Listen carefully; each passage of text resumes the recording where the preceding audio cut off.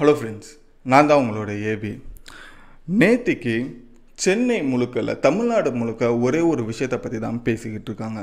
அதுதான் ரஜினி அவர்கள் ஹாஸ்பிட்டலில் அட்மிட் ஆகியிருக்காங்க அப்படின்னு சொல்லி. அவர் என்னமோ ஹாஸ்பிட்டலில் அட்மிட் ஆகிறது என்னமோ உண்மைதான். பட் அதுக்கு பின்னாடி பல பேர் பல தேவையில்லாத விஷயங்களை பரவிக்கிட்டு இருக்காங்க. என்ன அப்படின்னாக்கா, இந்த மாதிரி அவருக்கு உடம்பு சரியில்லாமல் ஆனதுனால உடனே அவரை ஹாஸ்பிட்டலில் சேர்த்துருக்காங்க அப்படின்ற ஒரு விஷயம் சொல்லப்பட்டுருக்கு. ரெண்டாவது ஒரு விஷயம் அவர் அட்மிஷன் போடாமலேயே உடனே டைரக்ட் ஐசியூவில் போயிட்டு சேர்த்து விட்டுருக்காங்க அப்படின்ற இன்னொன்று ஒரு பக்கம் பேசிக்கிட்டு இருக்காங்க. அவருக்கு மிகப்பெரிய ஒரு ஆப்ரேஷன் நடக்க போகுதான், என்ன ஆக போகுது ஏதாக போகுது அப்படின்றது தெரியலன்னு சொல்லிட்டு இன்னொன்று ஒரு சைடு இன்னும் பல மக்கள் இந்த மாதிரி ஒரு ரூமர்ஸாக பரவிக்கிட்டு இருக்காங்க. இந்த ரூமர்ஸ் எல்லாத்துக்குமே அப்போலோ ஹாஸ்பிட்டல் ஃபுல் ஸ்டாப் வைக்கிற மாதிரி ப்ரெஸ்ஸுக்கு ஒரு லெட்டரை ரிலீஸ் பண்ணியிருக்காங்க. அந்த லெட்டர்லேயே ரஜினிகாந்த் அவர்களுக்கு என்ன மாதிரி ஒரு ட்ரீட்மெண்ட் பண்ணியிருக்கோம் அப்படின்றது டீட்டெயிலாக போட்டிருக்காங்க. அது மட்டும் இல்லாமல் ரஜினிகாந்த் அவர்களுக்கு என்ன பிரச்சனை இருந்தது, அதுக்காக அவர் எப்படி ஹாஸ்பிட்டலில் அட்மிட் ஆனார் அப்படின்றது எல்லா டீட்டெயிலுமே அந்த அப்போலோ ஹாஸ்பிட்டல் லெட்டரில் கொடுத்துருக்காங்க. அந்த லெட்டர் வந்ததுக்கப்புறமா தான் இவ்வளோ பெரிய ஒரு ரூமர்ஸ்க்கு ஒரு ஃபுல் ஸ்டாப் அப்படின்றது விழுந்திருக்கு. அந்த லெட்டரில் அப்படி என்ன அவங்க சொன்னாங்க அப்படின்றது தான் இந்த ஒரு வீடியோவில் ரொம்ப டீட்டெயிலாக பார்க்க போகிறோம். ஸோ சிம்பிளாக எல்லா இடத்துலையுமே பொதுவாக போய்கிட்டு இருக்கிற ஒரு ரூமர் என்ன அப்படின்னாக்கா, ரஜினி அவர்களுக்கு ஆப்ரேஷன் பண்ணியிருக்காங்க, சர்ஜரி பண்ணியிருக்காங்க அப்படின்றது சொல்லியிருக்காங்க. அது எதுவுமே அவருக்கு நடக்கலை. அவருக்கு ஜஸ்ட் ஒரு ட்ரீட்மெண்ட் பண்ணப்படுற ஒரு ப்ரொசீஜர் மட்டும்தான் நடந்திருக்கு அப்படின்றது முதல்ல இதை தெரிஞ்சுக்குங்க. ஸோ அதுக்கப்புறமா அப்போலோ ஹாஸ்பிட்டல் லெட்டரில் அப்படி அவங்களுக்கு என்ன ட்ரீட்மெண்ட் பண்ணாங்கன்றது டீட்டெயிலாக பார்க்க ஆரம்பிக்கலாம். ஸோ வாங்க வீடியோக்குள்ளே போகலாம். நான் தான் உங்களோட AB and welcome to our channel. இன்னும் நம்ம சேனல் சப்ஸ்கிரைப் பண்ணலன்னா உடனே சப்ஸ்கிரைப் பண்ணிக்கோங்க. அப்போ தான் ஊரில் நடக்கிற எல்லா முக்கியமான விஷயங்களும் அதுக்கு பின்னாடி நடக்கிற பல ரூமர்ஸ்க்கு எல்லாத்துக்குமே ஒரு ஃபுல் ஸ்டாப் வச்சு உண்மையிலே என்ன நடந்தது அப்படின்னு நீங்கள் தெரிஞ்சுக்கணும் அப்படின்னாக்கா அதுக்கு உங்களோட சப்போர்ட்டை சப்ஸ்கிரைபுன்ற ஒரு விஷயத்தில் காமிச்சிக்கோங்க. அப்போ தான் நான் மேக் பண்ணுற ஒவ்வொரு வீடியோமே உங்ககிட்ட ஆக்சுவலாக என்ன நடந்தது அப்படின்றது நீங்கள் தெரிஞ்சுக்கிறதுக்கு ரொம்ப ஒரு யூஸ்ஃபுல்லாகவும் இருக்கும். ஸோ மறக்காமல் உங்களோட சப்போர்ட்டை சப்ஸ்கிரைபுன்ற ஒரு விஷயத்தில் காமிச்சிக்கோங்க. ஸோ ஃபர்ஸ்ட் விஷயம் எங்கேருந்து ஆரம்பிக்கலாம் அப்படின்னு பார்த்தீங்கன்னா, செப்டம்பர் 30 நேத்திக்கு சென்னையில் இருக்கிற கிரீன்ஸ் ரோடில் இருக்கிற அப்போலோ ஹாஸ்பிட்டலில் ரஜினிகாந்த் அவர்கள் அட்மிட் செய்யப்படுறாரு. இது ஆல்ரெடி இவர் எமர்ஜென்சியாக போயிட்டு அட்மிட் ஆகப்படுறாரா அப்படின்னு கேட்டிங்கன்னா கண்டிப்பாக இல்லை. இது ஆல்ரெடியே பிளான் பண்ணப்பட்ட ஒரு விஷயம்தான். ஸோ அவங்க 2 பொண்ணு ரஜினிகாந்த் சாரோட 2 பொண்ணு ஐஸ்வர்யா அண்ட் சௌந்தர்யா அண்ட் ரஜினிகாந்துக்குமே ஆல்ரெடி இந்த மாதிரி செப்டம்பர் 30ஆம் தேதி இந்த மாதிரி ஒரு சின்னதாக ஒரு ட்ரீட்மெண்ட்டுக்கு போயிட்டு அட்மிட் ஆகலாம்னு சொல்லிட்டு ஆல்ரெடியே பிளான் செய்யப்பட்ட ஒரு விஷயம்தான் நேத்திக்கு நடந்திருக்கு. ஸோ இவர் போயிட்டு எமர்ஜென்சியாக எங்கேயுமே சேரலை. முதல்ல இந்த ஒரு விஷயம் தெரிஞ்சுக்கோங்க. சரி, இப்போது அவர் எதுக்காக அட்மிட் ஆகப்பட்டிருக்காரு அப்படின்னு கேட்டிங்கன்னா, அவர் இன்னைக்கோ நேற்றுக்கோ அவர் ஹெல்த் இஷ்யூ அப்படின்ற ஒரு விஷயம் இல்லைங்க. அவருக்கு கிட்டத்தட்ட 15 வருஷமாக அவருக்கு ஹெல்த் இஷ்யூ அப்படின்றது ஒரு விஷயம் இருந்துக்கிட்டே இருக்கு. குறிப்பாக சொல்லணும்னா அவர் ஹெல்த் இஷ்யூவில் என்ன பிரச்சனை இருக்குது அப்படின்னாக்கா, கிட்னியில் அவருக்கு சம் பிரச்சனைகள் இருக்குது. அதுக்கு ரெகுலராக அவர் ட்ரீட்மெண்ட்டும் எடுத்துகிட்டு இருக்காரு அப்படின்னு சொல்லி கடந்த 15 வருஷத்துக்கு முன்னாடி ஐ திங்க் இந்திரன் படம் வரும்போது அந்த ஒரு சர்ஜரின்ற ஒரு விஷயம் ஆரம்பிக்கப்பட்டது. ஸோ அதுக்கப்புறமா அவர் ஹாஸ்பிட்டல் போகிறதும் ட்ரீட்மெண்ட் எடுக்கிறதும் ஷூட்டிங்கும் பண்ணுறதும் நடுவில் அரசியல் வேலைகளும் பார்க்குறதும் இது எல்லாத்தையுமே பண்ணிக்கிட்டு இருந்த ஒரு மனுஷன். ஸோ அதுக்கப்புறமா 2016 அவருக்கு கிட்னியில் இன்னும் அதிகமான பிரச்சனைகள் இருக்கிறதுனால மேபி அவரோட கிட்னி அடுத்த ஒரு கட்டத்துக்கு செயல்படாமல் இருக்குன்றதுனால டாக்டர் சஜஷன் பண்ணியிருக்கலாம் கிட்னி டிரான்ஸ்பிளான்ட்டுக்காக. ஸோ 2016 அவருக்கு கிட்னி டிரான்ஸ்பிளான்ட் அப்படின்ற ஒரு விஷயம் நடக்க ஆரம்பிக்குது. ஸோ அது நடந்ததுக்கு அப்புறமா அவர் இன்னும் அதிக அளவில் அவரோட ஹெல்த்தில் கவனம் தேவை அப்படின்ற ஒரு விஷயத்துக்காக அவர் எங்கே போனாலும் ஷூட்டிங்காக போகிறதா இருக்கட்டும், இல்லை வேறு ஏதாவது ஒரு ஃபங்க்ஷனாக போகிறதா இருக்கட்டும், அவர் கூட அவரோட 2 பொண்ணுங்களில் ஏதாச்சும் ஒரு பொண்ணாவது கண்டிப்பாக இருக்கும். ஒன்று சௌந்தர்யா, இன்னொன்று ஐஸ்வர்யா அவர்கள். இவங்க 2 பேருமே இந்த அளவுக்கு ஒரு கான்ஷியஸாக இருந்து அவங்க அப்பாவை பார்த்துக்கிற ஒரு நிலைமையாக 2016 மாற ஆரம்பிச்சிது.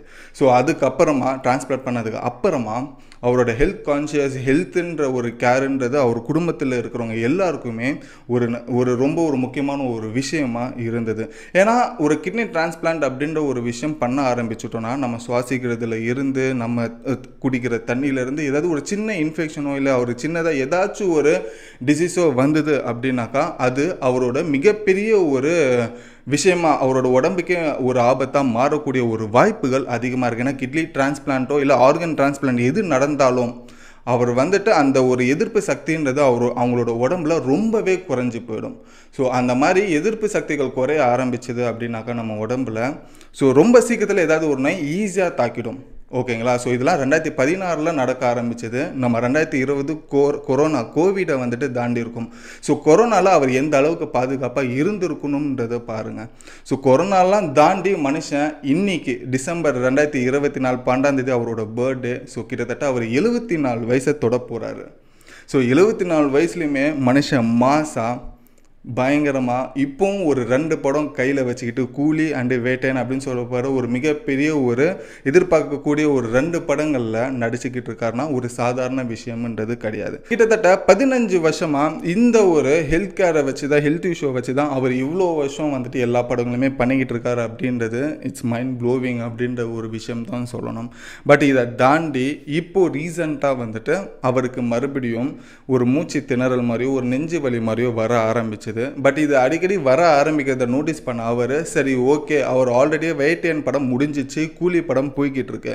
அந்த கூலி படம் போய்கிட்டு இருக்கிற நேரத்தில் அவர் இல்லாத காட்சிகளை எடுத்துக்கிட்டு இருந்திருக்காங்க. அந்த ஒரு கேப் கிடைச்சதுக்கு அப்புறமா தலைவர் திரும்பியும் சென்னைக்கு வந்து அவர் பிளான் பண்ணப்பட்ட செப்டம்பர் 30 நம்ம போய் அட்மிட் ஆகலாம் அப்படின்றது ஆல்ரெடி பிளான் பண்ணப்பட்ட ஒரு விஷயம்.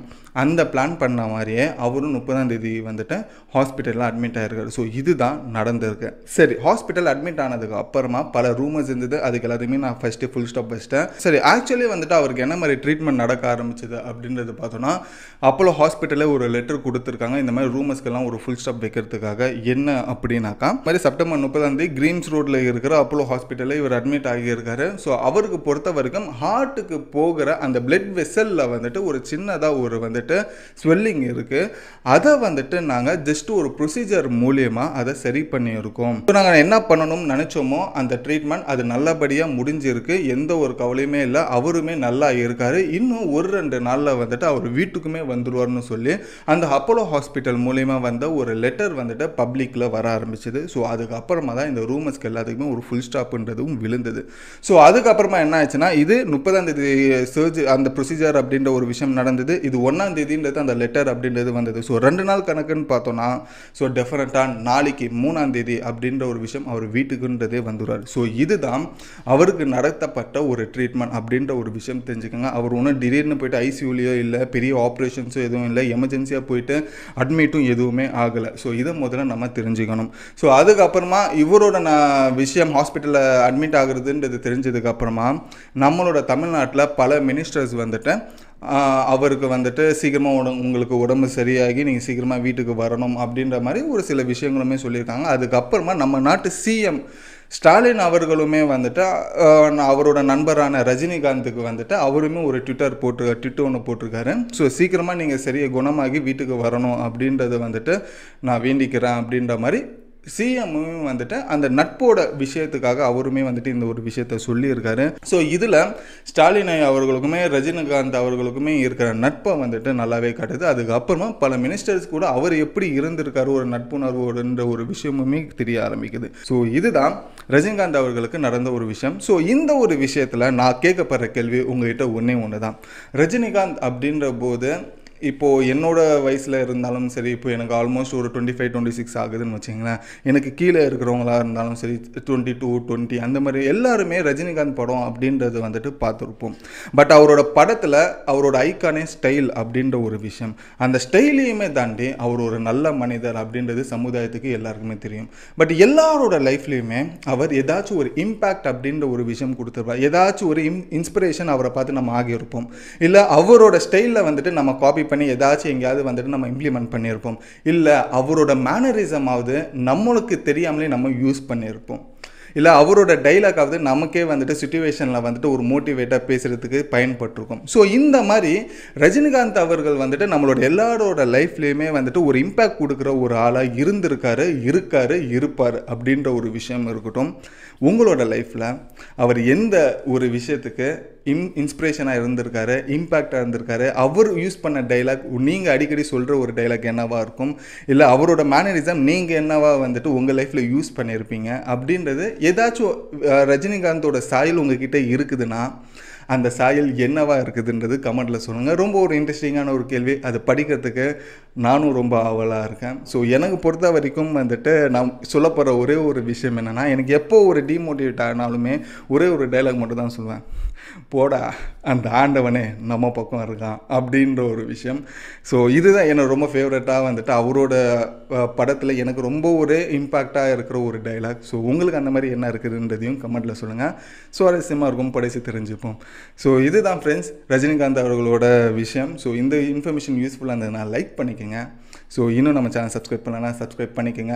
ஸோ ரூமர்ஸை ஸ்ப்ளிட் பண்ணுறவங்ககிட்ட இந்த ஒரு வீடியோவை ஷேர் பண்ணுங்கள். ஸோ ரூமர்ஸ் முடிஞ்ச வரைக்கும் நம்ம ஸ்டாப் பண்ணுவோம். ஸோ இதோட இந்த வீடியோ முடிச்சுட்டு நானும் கடையை மூடிட்டு கிளம்புறேன். Until then bye bye AV.